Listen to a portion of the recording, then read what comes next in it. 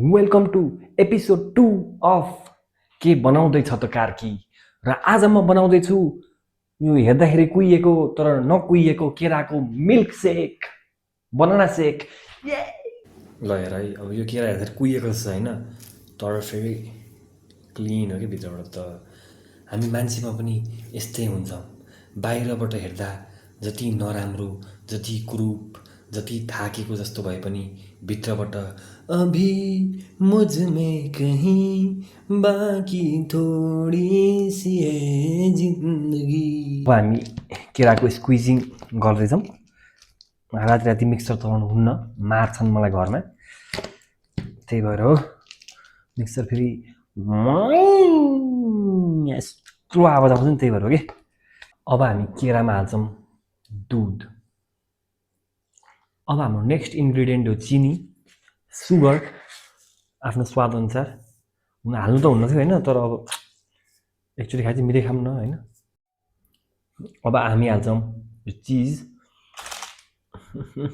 हाल्छन् कि हाल्दैन मलाई थाहा छैन है, तर मसँग छ, म हाल्छु। पनिर पनि रहेछ मेरो घरमा, पनिरको टुक्रा। अनि पनिरको टुक्रा चाहिँ हालौँ कि नहालौँ भनेर रिसर्च गरेको होइन च्याट जिपिटीमा।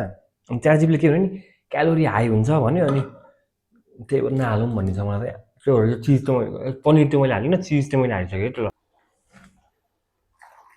चिजै पक्लेन अरू हुँदा नि, बिजोग रहेछ यार यो चिज चाहिँ। यो चिज भनेको यो चिज है, फेरि त्यो पक्लेन भनेको त यहाँ भएको चिज है। Rich problem you know.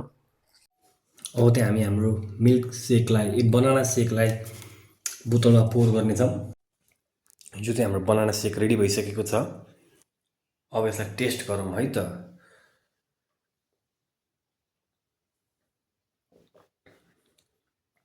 यस्तो मिठो, अबुई हेट, अहिले चपाउनु पर्ने भएछ बनाना सेक चाहिँ, नत्र त मिठो त। मैले त्यहाँ आफूलाई रोक्न सकिनँ, त्यसैले अब म पछि चाहिँ जिम जोइन गर्छु भनेर अहिले चाहिँ यो पनिर पनि काटेर high calorie intake. Oh my god. अब चाहिँ with paneer let's taste it.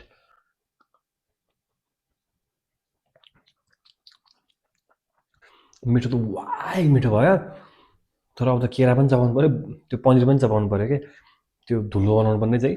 तर wow guys, you can try it.